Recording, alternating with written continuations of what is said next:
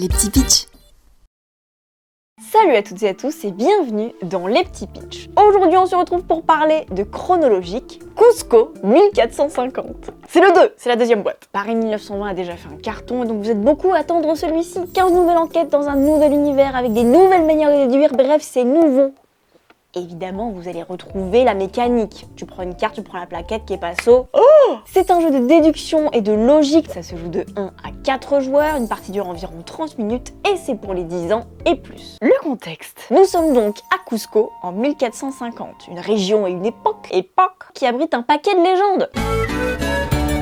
Des lieux bénis par le dieu soleil, une malédiction aussi contagieuse que le Covid, des rituels incas secrets que personne comprend. Bref, vous partez enquêter. On n'est pas des enquêteurs parce qu'il n'y a pas vraiment de crime, on est des fouilles merdes. Le but du jeu, retracer les déplacements des personnages dans les lieux et dans le temps pour résoudre les mystères de Cusco. Déduisez qui, où et quand avant les autres pour remporter la partie. Vous choisissez un scénario et une enquête qui va vous dire quoi chercher exactement. Comment on joue?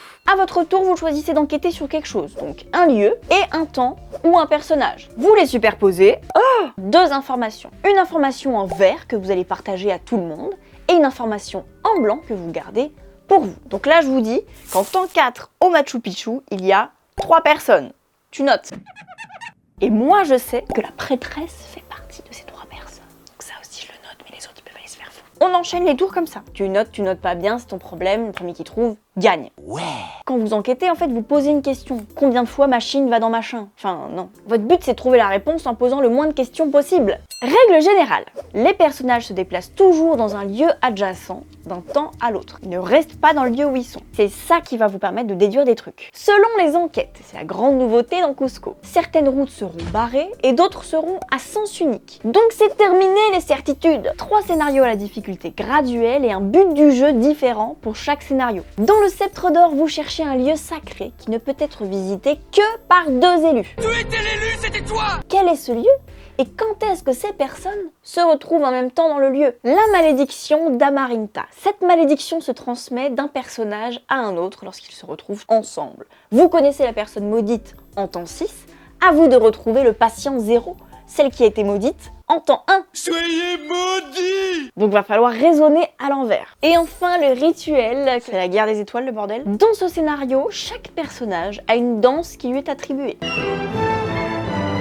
Normalement, il se déplace d'un lieu à chaque temps, et bah là, il y en a un qui va faire 1, 2, 3 par exemple. Et un autre qui va faire 2, 2, 2. Vous voyez le bourbier? Traquez leur déplacement pour attribuer chaque danse à chaque personnage. À chaque enquête, sa nouvelle gymnastique pour stimuler votre esprit logique de maboule de la déduction. Bref, la gamme continue de s'agrandir, n'hésitez pas à tester les extensions de Paris 1920, une prochaine arrive très bientôt.